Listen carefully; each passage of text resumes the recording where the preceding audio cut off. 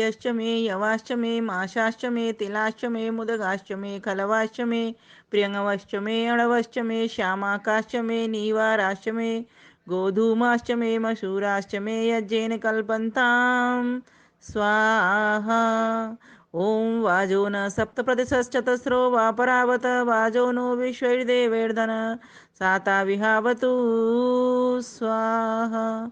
ओं वाजो no अद्य प्रसवादिदानं वाजो देवामृतवे कल्पयाति वाजो हिमा सर्ववीरं Jazan विश्वाशावाजपतिर्जयेयं स्वाहा। ओं वाजः पुरस्तादुत मध्यतो no वाजो देवान् हविषा वर्धयाति वाजो हिमा सर्ववीरं चकार सर्वाशा वाजपतिर्भवेयं स्वाहा। बहुत ही सुंदर। कहा भी जाता है कि जहाँ रुकने का नहीं नाम वह केंद्रीय आर्यवक परिषद है नाम। वास्तव में लगातार जो कार्यक्रम हम एक वर्ष में वार्षिकोत्सव के रूप में कर पाते हैं, इन्होंने 100 ये 95वां कार्यक्रम है। बहुत ही बधाई और साधुवाद के पात्र हैं। हार्दिक नमन वंदन करते हुए यह जो कार्यक्रम आज का हो रहा है यह आर्य समाज अशोक विहार की ओर से प्रायोजित है।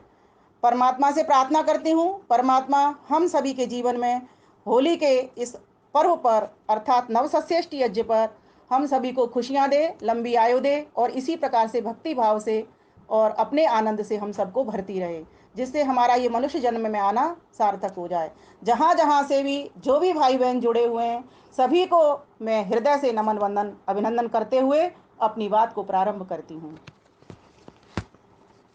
जैसा कि हम सभी जानते हैं, आज का जो विषय है हमारा वैदिक होली का वैदिक स्वरूप, अर्थात वैदिक होली कैसी हो हमारी। तो सर्वप्रथम हमें ये समझना होगा कि ये जो होली है इसका नाम होली क्यों पड़ा, इसके पीछे क्या इसकी भूमिका रही है, पृष्ठभूमि रही है। क्या ये पहले शुरू से ही मनाते चले आ रहे थे इसको आदिकाल से, या फिर कुछ बीच में इतिहास आया तब से मनाना शुरू किया। इन सभी बातों को हम सभी को जानना बहुत ही आवश्यक है।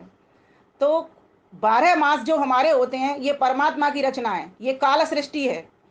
चैत्र से लेकर के फागुन मास तक जितने भी पर्व आते हैं, जैसे कि 4 मुख्य पर्व, वे सब परमात्मा की तरफ से ही हैं, क्योंकि इनका सभी का महत्व, प्राकृतिक महत्व अधिक है, बाकी के महत्व साथ साथ जुड़ जाते हैं। सामाजिक, ऐतिहासिक, धार्मिक, इस तरह की चीज़ें आगे आगे बढ़ती जाती हैं। आर्थिक, लोगों को जो जो चीज़ अच्छी लगती है वो उसमें जोड़ते हुए हम चले जाते हैं। उस तरह से हम इस कार्यक्रम को और मजबूती प्रदान करते हैं। तो आइए आज हम समझ लेते हैं कि इसका जो वास्तविक नाम था वो हम सभी जो प्रबुद्ध वर्ग यहाँ बैठा हुआ है सभी समझ भी रहे हैं कि नवसस्येष्टि नाम से इसको हम जानते हैं। नव का अर्थ नया, सस्य का अर्थ फसल, इष्टि का अर्थ यज्ञ, नई फसल का यज्ञ। और यही नई फसल का यज्ञ भी लोहड़ी के त्योहार में भी होता है। हम सभी ने देखा लोहड़ी में भी इसी तरीके से जब नया अन्न आता है तब जाकर के हम सभी लोग मिलजुल करके बृहद यज्ञ करते हैं, सामूहिक यज्ञ करते हैं और एक बड़ी भूमि के ऊपर यज्ञ करते हैं, खेतों में यज्ञ करते हैं। वास्तव में ये किसान जब ये नई फसल को काट करके लाता है तो जिस प्रकार से फसल, नई फसल जब लहला आती है, अपने परिपक्व अवस्था पर आ जाती है, तो वो हमको कह रही होती है मुझे लो, ग्रहण करो, अपना त्याग वो दे रही होती है। तो वास्तव में जैसे लहलहाती है वो फसल, ऐसे ही उमंग और आनंद का प्रतीक ये हमको भी सिखाती है कि तुम भी मुझसे ग्रहण करो और चारों ओर इसको वितरण कर दो, फैला दो इसको सब जगह। कोई भी देश के भीतर भूखा ना रहे, ना कोई अभावग्रस्त हो, ना कोई आनंद से कोई वंचित हो। वास्तव में ये जो होली का त्यौहार है ये 3 चीज़ों को लेकर के आया है। एक तो हम सभी आरोग्य लें, आरोग्य लाभ लें इससे, होली के उत्सव से, ये भी मैं बताऊंगी आगे आपको। दूसरा, हम उमंग आनंद से भरना सीखें, ये भी विषय रखूंगी। और तीसरा, सौहार्द, सबके साथ में समरस होना हम सीखें, ये भी विषय मेरा आएगा। ये 3 ही चीज़ों को मिलाकर के ये होली हो जाती है। होली, हम एक हो जाएं, ये शाब्दिक अर्थ इसका इस तरह से भी ले सकते हैं। बहुत, एक शब्द के अनेक अर्थ होते हैं। और होली, होला से भी होली बना हुआ है। और होला, अधबुना जो चना होता है उसको कहते हैं। कल्पद्रम शास्त्र ऐसा हमको बताता है कि जो होला शब्द है वो कहाँ से बना है। अध भुने जो चना होता है, जिसके ऊपर काला काला जब छिलका हो जाता है भूनने के बाद में, तो उसमें से जो चना निकलता है हम उसको होला कहते हैं। और यही होला, चने का होला मिलकर के छोला बन गया, चने का होला मिलकर के छोला बन गया। और इन्हीं छोले को हम पका करके खाते हैं। और इन दिनों तो ये पेट के लिए बहुत ही बढ़िया है, क्योंकि ये क्या हो रहा है, मौसम में परिवर्तन हो रहा है, हम सभी को पता है। इसका ये प्राकृतिक महत्व तो जब हमको समझ में आ जाता है इस होली का, तो बाकी के महत्व तो हम बाद में समझ लेंगे आराम से। लेकिन सर्वप्रथम तो हमको यही समझना है कि ये होले जो चने होते हैं, ये हमको किस तरह से लाभ करते हैं। हमारे कफ को समाप्त करते हैं ये चने। हमारे जो शुगर वाला पेशेंट होता है, डॉक्टर कहते हैं कि इसको खाइए, इससे तुम्हारा अच्छा पाचन होगा, पचाव अच्छा होगा। तो दाना भी इसका मोटा होता है। बेसन की चीजें खाइए, बनाइए इन दिनों में। तो इस प्रकार से इस चने का हम लाभ समझें, इससे थकान आदि रोग भी मिटते हैं, क्योंकि चना पुष्टिकारी होता है, बलकारी होता है। और वेद ने तो जो मैंने अभी मंत्र पढ़ा था, उसमें अन्नों की ही बात की है। और वो अन्न ही शतायुधाय शतवीर्याय, लंबी 100 वर्ष की आयु तक देने वाले होते हैं। और बहुत सारा हमारे भीतर ऊर्जा शक्ति भरने वाले हैं, वीर शक्ति भरने वाले होते हैं। तो कहा ब्रीहेश्च में यवाश्च में, ब्रीह कहते हैं जब धान को, साठी धान, युवाश यवाश्च यव कहते हैं जौ को, माश कहते हैं उड़द को। अब इसके ऊपर तो पतिदेव डिबेट भी कर चुके हैं। लोगों ने कहा वेद के भीतर तो माश शब्द आया है। तो पतिदेव ने कहा कहाँ आया है? बोले वेद में हम बता सकते हैं, यजुर्वेद खोलिए उसमें आता है। उन्होंने मुझे कहा, मैंने कहा माश उनको पता नहीं है, ये जो होता है तालू के साथ में जो श बोला जाता है वो शब्द आया है, उसका अर्थ उड़द की दाल होती है। अब उन्होंने वहां से लेकर के मांस लगा लिया। बोले वेदों में लिखा हुआ है कि मांस खाना चाहिए, मांस उसमें आया है वेद के भीतर। तो इस प्रकार से ये भ्रांति हमको मिटानी पड़ेगी कि जो श आया है वो कौन सा स आया, षटकोण वाला श आया है। और माँ के साथ जब षटकोण वाला स लग जाता है तो उसे उड़द का अर्थ निकलता है। महर्षि दयानंद सरस्वती ने ये जाना कि वेदों के अर्थों को लोग गलत गलत तरीके से करेंगे, उन्होंने शुद्ध अर्थ शुद्ध भाष्य करके हमारे समक्ष भेजा। तो उनको भी मैं नमन करती हूँ आज के दिन कि उन्होंने इतनी सुंदर हमारे लिए पर पद्धति बना करके दी। 31 वेद मंत्र मीन्स वेदानुकूल ग्रंथों के, उसमें पारस करके भी ग्रंथ हैं, मैंने पूरे का काव्य कर रखा है। और उसमें ब्राह्मण ग्रंथ भी के भी मंत्र हैं, श्लोक हैं। और उसमें वेद के भी मंत्र हैं, यजुर्वेद के भी और अथर्ववेद के भी मंत्र हैं। तो इसमें बताया गया है कि क्या क्या चीज, अन्न जो अभी आ रहा है, धान आ रहा है, चावल आ रहा है, जौ आ रही है, अरहर आ रही है, उड़द आ रही है, मटर आ रही है, नारियल आ रहा है ना। और इसमें तो तिलाश्च का, क्योंकि हम इसको शारदीय नवसेष्टि में भी इन मंत्रों को पढ़ते हैं। जिन मंत्रों को इन दिनों पढ़ते हैं हम बसंत ऋतु में, वासंती नवसेष्टि में, होली पर, उनको हम दीपावली पर भी पढ़ते हैं। इसलिए यहाँ परमपिता परमेश्वर ने हमको ये पूरा वेद मंत्र दे दिया। अब हमें देखना है कि क्या क्या नवान्न आ रहा है, उस नवान्न को हम अपनी यज्ञ की सामग्री में शामिल करें, उस नवान्न को हम अपने भोजन में शामिल करें। मुदगाष्टमी, मुद कहते हैं मूंग को, और मूंग को किस तरीके से संस्कारित करके बनाया जाए, छौंक हींग छौंक लगाकर। बताइए, इसमें छौंक का भी वर्णन दिया है वेद मंत्र के भीतर। फिर कहा खलवाष्टमी, चना और चने का बनाना। प्रियंगवाष्टमी, छोटे छोटे जो दाने होते हैं, कंगुनी जिनको लिखा हुआ है, जो क्या बोलते हैं, ज्वार, ज्वार कंगुनी माने ज्वार। तो ऐसे इन दानों को भी संस्कारित करके बनाइए। अणवश्च में सूक्ष्म चावल, जो छोटे छोटे चावलों की कई क्वालिटी आती है, एक बासमती लंबा चावल आता है, तो एक मोटा चावल आता है, तो कोई पतला चावल आता है, तो कोई छोटा चावल आता है, तो उसका भी वर्णन दिया है इसमें। श्यामाकाश्च में क्षमा के चावलों का यूज करें, प्रयोग करें। नीवा राष्ट्र में यहाँ पर लिखा है पसाई के चावल, जो पसा करके बनाए जाते हैं, अर्थात यही हो गए बासमती चावल नीवा राष्ट्र में, है ना। गोधूमाश्च में गेहूं, और गेहूं को आटा बना करके, गोधू माश्च और लग जाता है जब गेहूं, तो कैसा, गेहूं को भी संस्कारित करके बनाएं, उसका आटा बना करके उसको प्रयोग करें। मसूराश्च में मसूर की दाल भी इसमें वर्णन मिल रहा है। तो कहने का भाव यहाँ पर ये है कि जो जो अन्न, इनमें से जितने भी अन्न इसमें लिखे हैं, और इसके अलावा भी जिनको अभी हम खोल नहीं पा रहे हैं, ऐसे अन्नों को भी जहां जहां हमको दिखाई दे रहे हैं, इस ऋतु के उन अन्नों को हम अपने भोजन में शामिल करें और यज्ञ की आहुति में शामिल करें। इस तरह से हम इस नवसेष्टि के रूप में इस होली के पर्व को आज के दिन, जिसको पूजन दिवस कहा जाता है, अच्छी प्रकार से धूमधाम से मनाएं। हर धाम के भीतर धुआं कर दें। किसकी धुआं कर दें? यज्ञ की धुआं कर दें, यज्ञ की लौ को, यज्ञ की अग्नि को। और ऐसा हमारे आदिकाल से ही हो रहा है। प्रकृति स्वयं धूमधाम कर रही है ना। आप देखिए, जाइए पार्कों के भीतर सैर करके देखिए, पलाश के फूल, टेसू के फूल, कितने कितने तरह तरह के रंग बिरंगे फूल, और अपने आप झड़ा रही है। हम जब चलते हैं हमारे सिर के ऊपर पड़ते हैं, लगता है देवता पुष्प बरसा रहे हैं, इस तरह से लगता है। वास्तव में प्रकृति का सौंदर्य अगर लेना है, स्वास्थ्य लाभ अगर लेना है, अपने शरीर को निरोग बनाना है तो इन दिनों सैर करिए, सुबह की सैर करिए, रात्रि को सैर करिए और समझिए उसको कि देखो परमात्मा ने कैसी व्यवस्था की है तुम्हारे लिए।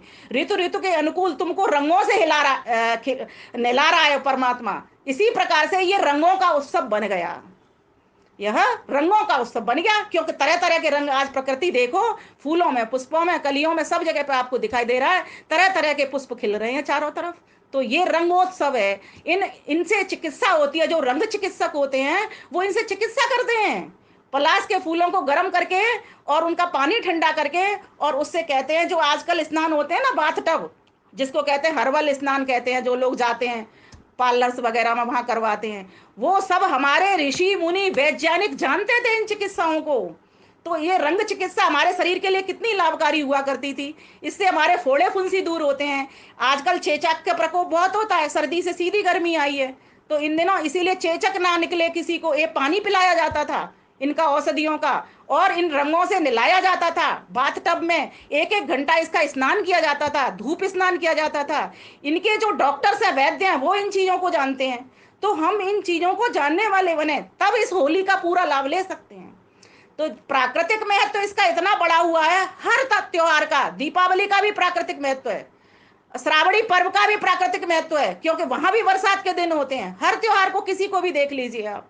दशहरा का भी प्राकृतिक ही महत्व है। जिस तरीके का मौसम आता है वीरों को उत्साहित करने का, क्षत्रियों का वो आता है, वो त्योहार आता है, क्योंकि वर्षा के बाद हथियारों में जंग लग जाती है। हर चीज प्रकृति से जुड़ी हुई है हमारी। तो सर्वप्रथम हमको उसका प्राकृतिक महत्व समझना होगा कि प्रकृति हमको दे क्या रही है और प्रकृति को हमको लौटाना किस तरह से है। क्या स्वयं ग्रहण करके उसको लौटाना है? स्वयं ग्रहण करके तो मेरा अपना लाभ हो गया, या प्रकृति को पुनः वापस लौटा करके? तो वापस लौटाने का एक जो तरीका है मात्र, वो देवदूत के माध्यम से है। दूतम दृढ़िमहे, वो दूत कौन है? वो अग्नि ही दूत है। अग्नि के मंत्र चारों वेदों के भीतर पहले ही पहले आ जाते हैं। ला देख लो आप, अग्नायाय बीते अग्निमीडे पुरोहितम इसे तोरजे। ऊर्जा क्या है? वो अग्नि है। तो कहा गया यहाँ पर कि अग्नि तत्व ऐसा है जो दूत है, देवदूत है, देवताओं का दूत है, देवताओं के पास तुम्हारी आहुति को ले जाने वाला है। इसीलिए ये तो प्रकृति ने ही हमको सिखा दिया कि जैसे हम तुमको दे रहे हैं वैसे ही तुम भी देना शुरू करो। वृक्षों ने सिखा दिया, हम समिधा छोड़ रहे हैं, हम पत्ते छोड़ रहे हैं, हम सूखे फूल छोड़ रहे हैं, इनको तुम यज्ञ की आहुति में लेकर के वापस दो। क्योंकि यह पूरा ब्रह्मांड ये है ही पूरा साइकिल, नीचे से ऊपर, ऊपर से नीचे। अगर हमने इसमें अपनी आहुति नहीं लगाई तो हम पाप के भागी होंगे। इसीलिए नित्य प्रति जब हम नित्य सेवा ले रहे हैं, नित्य हवा ले रहे हैं, नित्य धूप ले रहे हैं, नित्य जल ले रहे हैं, नित्य पृथ्वी तत्व का सेवन कर रहे हैं, अर्थात पृथ्वी में जो जो सामग्री है, रत्न आदि, उन सभी का सेवन कर रहे हैं, और फिर अगर हम ना दें तो फिर ये तो पाप हो जाएगा। इसीलिए कहा कि हे मेरे प्यारे बच्चों, मैं तुमको ये नाना प्रकार की औषधियां अन्न देता हूं, इन अन्नों से, और इन दिनों में आ रहे हैं, इसीलिए इन उत्सवों को मनाओ। उठो इनसे ऊपर। उत्सव का अर्थ होता है उठना, ऊपर की ओर उत्थान करो, ना कि तुम नीचे पतन की ओर जाओ। उद्यानम ते पुरुष नावयानम, तुम हे मेरे प्रिय पुत्र जीवात्मा, तुम ऊपर की ओर उठो, क्योंकि तुमको मानुष्य का चोला मिला हुआ है। तो यहां पर यह बता दिया कि प्रकृति का इतना सुंदर महत्व है। प्रकृति नाच रही है, नृत्य कर रही है, उमंग से, उल्लास से भर रही है, और कोई उसमें ऊंच नीच जात पात का भेद नहीं है। सारे फूल खिल रहे हैं, कोई किसी से ईर्ष्या नहीं कर रहा, कोई किसी से राग द्वेष नहीं कर रहा। और हम मनुष्य होकर के मत्वा कर्माणि सिद्ध्यति, मनन पूर्वक बुद्धि हमारे पास होते हुए भी हम अपने भाइयों से प्रेम से नहीं रहते, हम अपने पड़ोसियों से प्रेम से नहीं रहते, हम अपने रिश्तेदारों से प्रेम से नहीं रहते। तो ये होली का पर्व तो हमको सिखाने के लिए यही आया है कि सब प्यार से मिलो, प्यार से खेलो, प्यार से खिलो, प्यार से महको। और वास्तव में ये प्यार ऐसे प्रकट नहीं होता, ज्ञान में प्रकट नहीं होता, ये ज्ञान से प्रकट होता है। जब व्यक्ति को ये बोध हो जाता है कि देखो परमात्मा की कैसी व्यवस्था है, अगर परमात्मा मुझे ये मनुष्य का शरीर देख करके इस संसार में नहीं लाता और नाना प्रकार के ये भोग्य सामग्री भी ना देता और मुझे अपना ज्ञान भी ना देता वेद का, तो मैं कहाँ जाता? मैं तो कहीं का रहता नहीं, मैं तो बेहोश ही पड़ा रहता। मुझे होश में लाया परमात्मा। हे परमात्मा, तुझे बार बार धन्यवाद है। जब भी कोई नया अन्न आए, जब भी कोई चीज नई आए, परमात्मा को पहले भोग लगाने की व्यवस्था है हमारे शास्त्रों के भीतर। तो परमात्मा को भोग कैसे लगाएगा? प्लेट में रखने से तो खाएगा नहीं। हम सभी याज्ञिक लोग हैं, हमको पता है कि परमात्मा को खिलाने का एकमात्र तरीका है, कितना भी खिला दो जरा सी भस्म रह जाएगी। सारे देवता, वो भी किसके लिए रह जाएगी? वो भी पृथ्वी माता के लिए रह जाएगी। कोई भी चीज आपके पास नहीं रहेगी, सिर्फ आपके लिए नहीं होगी, आपके मित्र को भी मिलेगी, आपके शत्रु को भी मिलेगी, जिससे चर अचर जड़ और चेतन सभी जगत को का पोषण होगा। तो ये हमारा पुण्य कर्म है। इसी से स्वर्ग कामो यज्ञ, अगर किसी को सुख की कामना है तो यज्ञों पर आ जाओ। और ये प्रकृति सिखा रही है। यज्ञ का अर्थ होता है परोपकार, देव पूजा। वो हमको खिला रही है, हमको दिखा रही है, हमको सिखा रही है, कितने कितने काम कर रही है प्रकृति। तो हम भी ऐसा कुछ करने की सोचें। लेकिन हम संगच्छध्वम संबद्धम संभो मना से जानतम देवा भागम यथा पूर्वे संजानाना उपासते। देखें अपने पूर्वजों को, किस प्रकार से उन्होंने देव पूजा की, किस प्रकार से अपने पूर्वजों की आराधना की उन्होंने, किस प्रकार से अपने पूर्वजों के पद चिन्हों पर वो चले। संगच्छध्वम, एक मन वाले होकर के चले, एक चाल वाले होकर के चले। संबद्धम, एक वाणी व्यवहार वाले होकर के चले। संभो मनांस, एक विचार एक मत में होकर के चले वो। और आज हम नाना प्रकार की अलग अलग मत पंथ संप्रदाय बन गए, उनमें हम कट गए, बट गए। मैं कहती हूँ कोई बात नहीं, अगर वो बन गए तो ये काम किसका है? जब वेद का ज्ञान मेरे पास है तो वो काम किसका है देने का? ये वेबिनार शायद इसीलिए ही की गई है अनिल भाई ने, या जितने भी भाई कर रहे हैं, कि ये वेद का ज्ञान हम तक सीमित ना रह जाए। इसीलिए इन वेबिनारों में ऐसे भाई बहनों को भी जोड़ो जिन्होंने वेद देखे नहीं है, जिन्होंने वेद सुने नहीं है। आपको मैं अपनी बात बता दूं कि हमने यहाँ घर घर यज्ञ शुरू किया था। मैंने वो काम किया, आप अचंबा करोगे, हो सकता है आप मना भी विरोध भी करते, लेकिन मैं नहीं मानती। हमने क्या किया? वेदों को चारों को अच्छे से ग्रंथ, गुरु ग्रंथ साहब की तरह कपड़े में बनाया, बांधा। और जिन जिन घरों में हम यज्ञ कराने के लिए जाते थे उनसे मना कर देते, तुम्हें कुछ भी व्यवस्था नहीं करनी, हम आकर के यज्ञ की व्यवस्था करेंगे, हम दरी पट्टी बिछाएंगे, बस हमको अपना ड्राइंग रूम खाली करके दे देना और एक जग और 4 गिलास पानी के वहां पर रख देना, बस इतना तुम्हारा काम है। हम क्या करते थे? जाकर के अपना प्रसाद भी बना के ले जाते थे और वहां पर यज्ञ करते थे। यज्ञ करके चारों वेदों को, जब हमारी आरती होती थी, प्रार्थना होती थी यज्ञ रूप, उसके बाद में परिवार को, यजमान परिवार को खड़ा करते थे जिनका हमने ड्राइंग रूम लिया, और उनके ऊपर चारों वेदों को रख देते थे, जैसे भागवतकार करता है। वो लोग तो इतने खुश हो गए इसी चीज को लेकर के। फिर उनको हम सही मतलब भी बताते थे, ये वेद क्या है, ये मस्तक पे क्यों रखे जाते हैं, ये जो ग्रंथ होते हैं वो क्यों रखे जाते हैं, क्योंकि ये वेद ही हमारे मस्तिष्क हैं, यही ज्ञान के भंडार हैं। उन लोगों को तो बहुत अच्छा लगता था और वो सारे के सारे हमारे हो गए।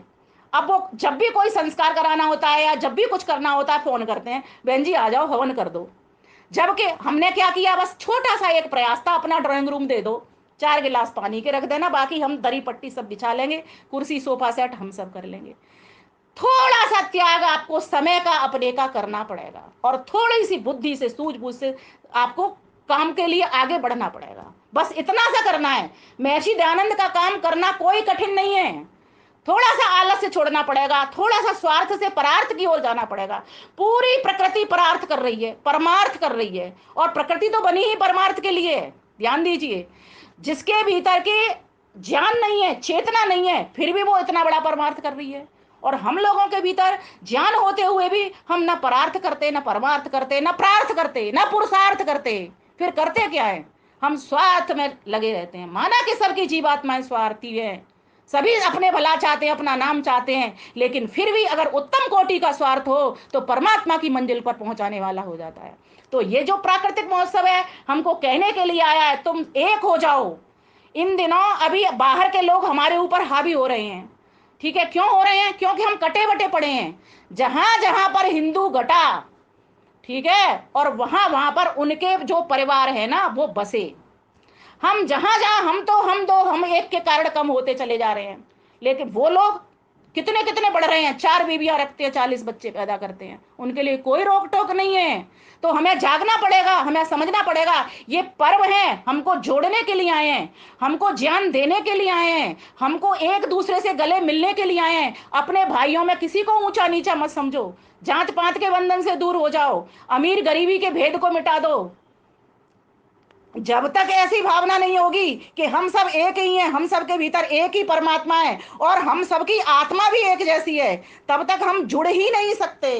तो ये जो वेबिनार हो रहे हैं ये बहुत ही अच्छे हो रहे हैं। मैं तो कहती हूँ जहां जहां जितने भी वेबिनार चल रहे हैं जागृति के लिए चल रहे हैं, अगर इनमें एक काम और हो जाए कि ऐसे भाई बहनों को भी जोड़ें और ऐसे वक्ताओं को बुलाएं जिनसे वो सही मायने में जुड़ पाए लोग, तो मेरा मानना ऐसा है कि हम बहुत तीव्र गति से आगे बढ़ सकते हैं। अर्थात हम नहीं, यह जो आर्य समाज भी नहीं, यह जो वेद का ज्ञान है वो बहुत तीव्र गति से बढ़ सकता है। तब समझना कि हम महर्षि दयानंद सरस्वती का कोई काम कर रहे हैं।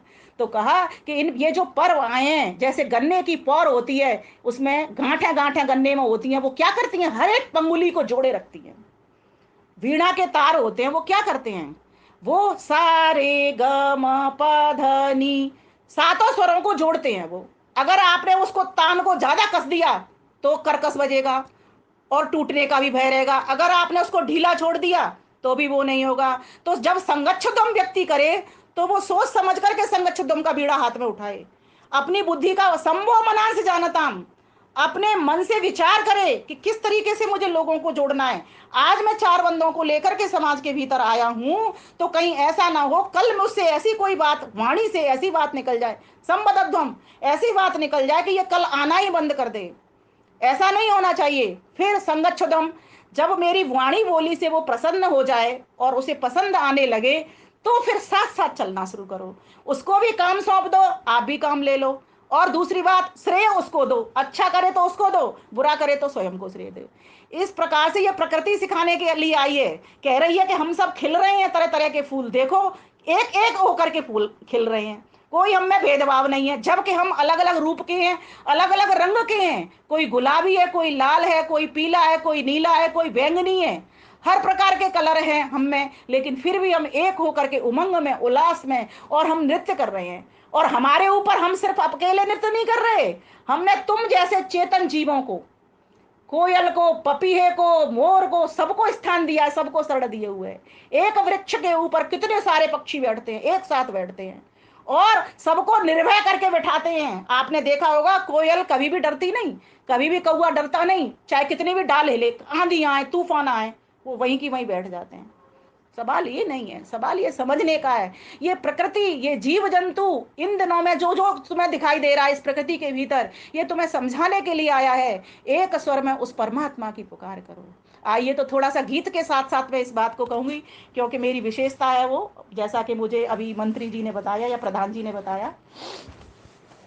एको जावे पर्व होली का मनावे, कुहुक रही है कोयल डालियां। एको जावे हो, एको जावे पर्व होली का मनावे, कुहुक रही है कोयल डालियां। एको जावे हो, फाग गवावे कृपा ईश्वर की पावे, झूम रही है जौ की बालियां। एक हो जावे मासों में अंतिम मास, फागुन विदाई का देने संदेश आया, प्रेम और भलाई का। जगह जगाए हो, जगह जगाए भेद हर दिल के मिटाए, पावन बनाए हृदय प्यालियां। एक हो जावे हो, एक हो जावे पर्व होली का मनावे, कुहुक रही है कोयल डालियां। एक हो जावे टेसु पलास चंदन, प्रेम रस में तृप्त होकर, टेसु पलास चंदन, प्रेम रस में तृप्त होकर, कह रहे हैं सीख मानव, फेंकना तो कीच गोबर।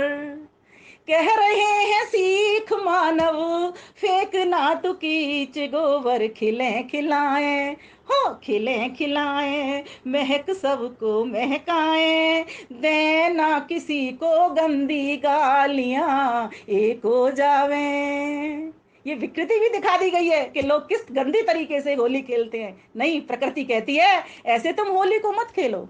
रही है जो की बालियां। एक हो जावे होवे सुखी सब स्वस्थ, महके सभी का घर।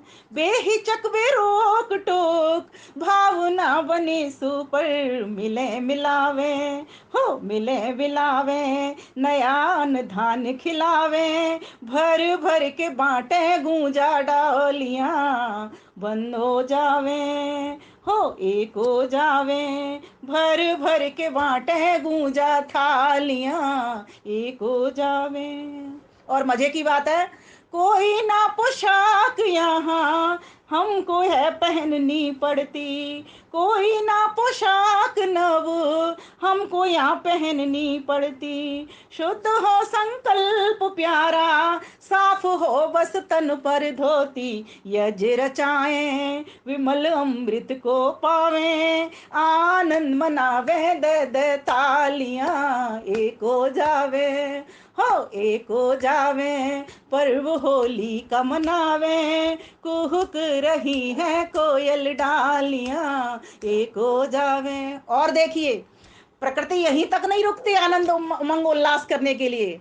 आपने देखा होगा इन दिनों जो यज्ञ किया जाता है, गौ में अर्थात गोबर से उपले जो बनते हैं, गऊ का गोबर, गऊ का मूत्र, गऊ का दूध, गऊ का दही, और गऊ पूरी ही पूरी, जिसके भीतर लोग कहते हैं 33 कोट अर्थात 33 प्रकार के वसु अर्थात देवता, है ना, आदित्य, रुद्र, प्राण, अपान, ये सारे के सारे उसके भीतर बैठे हुए होते हैं। ऐसी गऊ जिसके भीतर सूर्य केतु नाड़ी होती है, सोचो उस सूर्य केतु नाड़ी का उसके गोबर में भी अंश आता है, और वो भी हमारी चिकित्सा करता है। और कैसे करता है, तो कहा यज्ञ के माध्यम से भी तुम उसकी स्टीम ले सकते हो, उसकी अग्नि के पास बैठ करके, उसकी धुआं के पास बैठ करके। गौ के गोबर की जो उपले होते हैं उनको समिधाओं के, आम की समिधाओं के साथ लगा दीजिए। और आजकल तो बहुत अच्छे अच्छे उसमें गुग्गुल वगैरह ये पूरा गौकास्ट बन बन करके बाजार में मार्केट में मिल रहा है। पता नहीं वो उसमें कितनी शुद्धि है, पर something is better than nothing, कुछ तो है ही। मैं कहती हूँ अगर कोई बना सकता है तो किसी गौशाला में जाइए और उसको बोलिए सामान ले जाइए, अपने घर से कुछ सामग्री ले जाइए, गुग्गुल वगैरह ऐसी चीजें, औषधियां ले जाइए और बनवाइए उपले उसके, और इस तरह से रोल बना बना के उसके कास्ट बना लीजिए, उसको अपने यज्ञ में जो 3 समिधा लगाते हैं उसके साथ लगा दीजिए। बहुत बढ़िया आपकी यज्ञ चिकित्सा हो जाएगी, गौमूत्र से, गौमय से। उसमें मिट्टी भी कुछ मिलाते हैं, मुल्तानी मिट्टी वगैरह, इस तरह से वो बनाया जाता है। वो मत मिलाइए क्योंकि उससे अग्नि इतनी अच्छी नहीं जलती।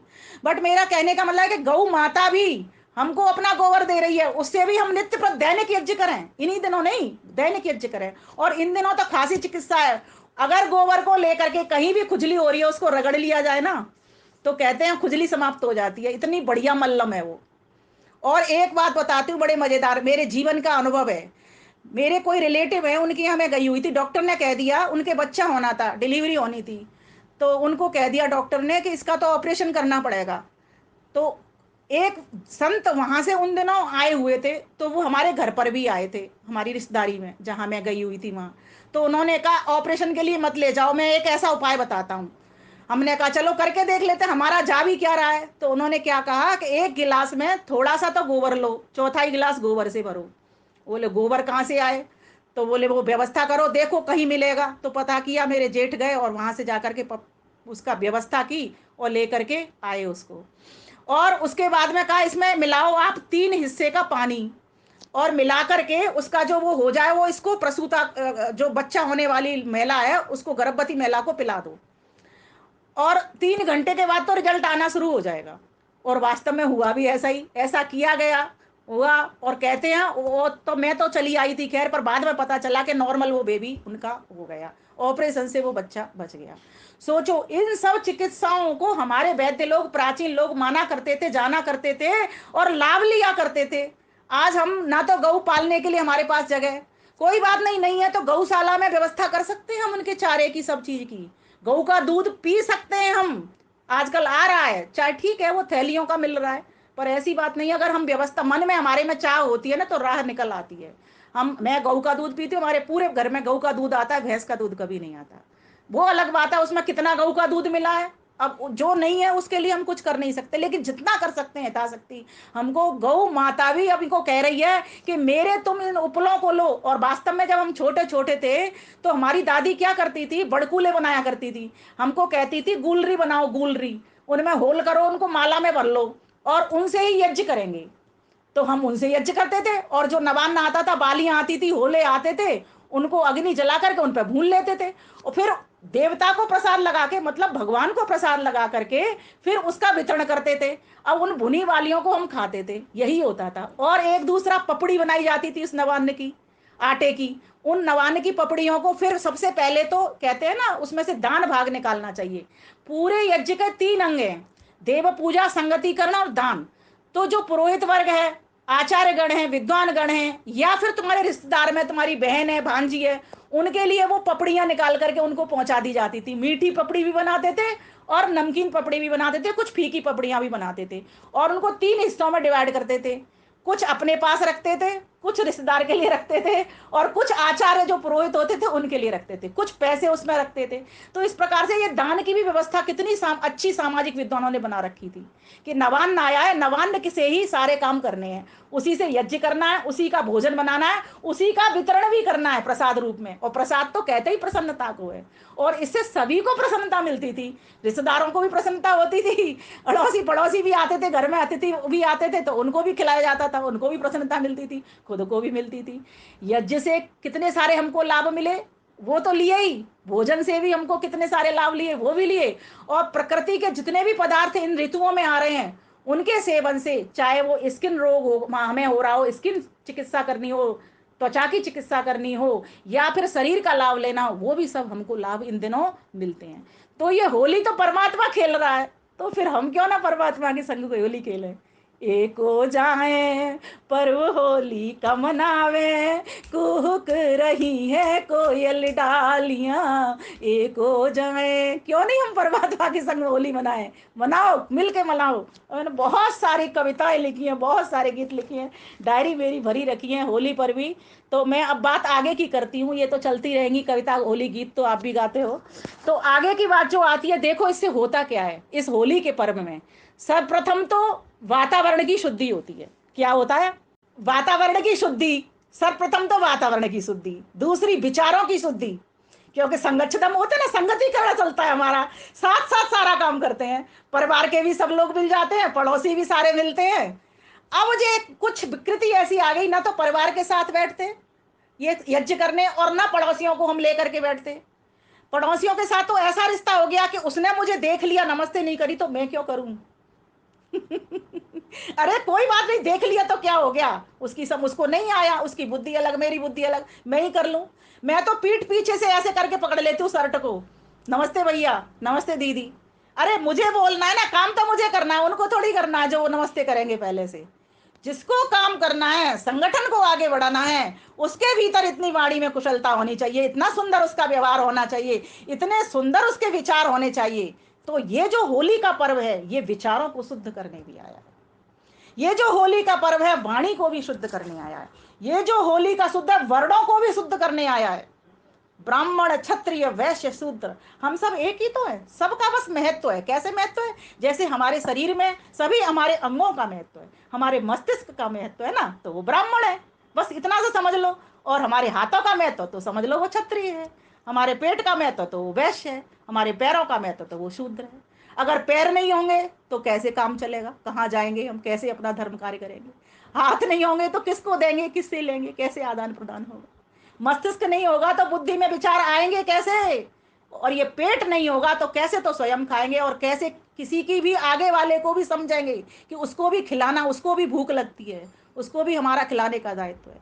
तो उसे यज्ञ करने से वातावरण की शुद्धि, मंत्र पढ़ने से विचारों की शुद्धि, मंत्र पढ़ने से सरस्वती वाणी की भी शुद्धि, वर्णों की भी शुद्धि, चारों वर्ण भी, आ ब्रह्मण ब्राह्मणो ब्रह्मवर्चिष्टि जायताम, पूरा राष्ट्र सूक्तम का उसमें एक मंत्र पढ़ देते हैं, पूरा की पूरा चारों वर्णों की शुद्धि।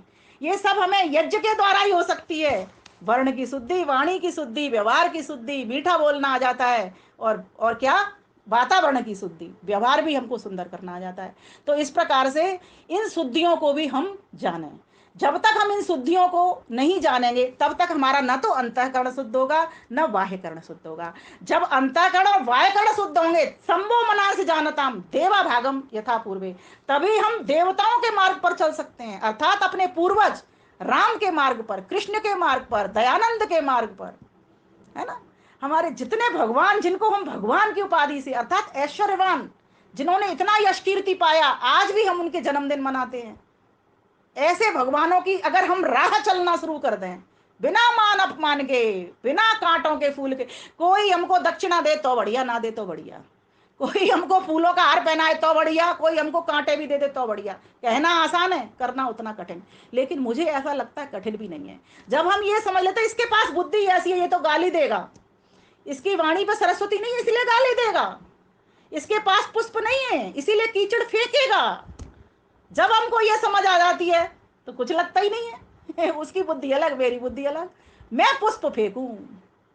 चाह नहीं मैं सुरबाला के गहनों में गूंथा जाऊं, चाह नहीं मैं बिंद प्यारी के चढ़ूं भाग्य पर इठलाऊं, मुझे तोड़ लेना बनमाली उस पथ पर देना तू फेंक, मातृभूमि पर शीश चढ़ाने जिस पथ जाते वीर अनेक, जिस पथ जाते वीर अनेक।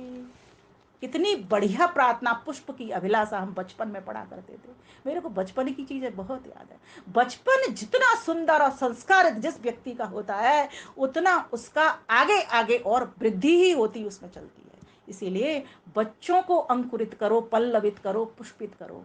हम अपनी समाज में, आप अचंबा करोगे, हमारे समाज के भीतर एक आर्य समाजी नहीं आता, आप अचंबा करोगे। और सारे कौन आते हैं? ऐसे घरों के बच्चे आते हैं जो जानते ही नहीं थे यज्ञ क्या है, वेद क्या है।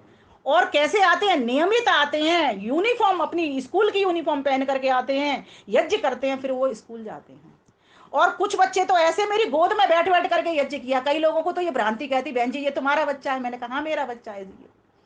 ऐसे ऐसे बच्चे आते हैं, आपके पास फोटो भेजूंगी, आप अचंबा करोगे। और वो कैसे बैठते, प्यार से बैठ जाते थे। कोई बेचारों को कुछ दिया नहीं मैंने कभी, बस उनकी एक हंसी मैं ले लेती थी, मेरी एक हंसी वो ले लेते थे।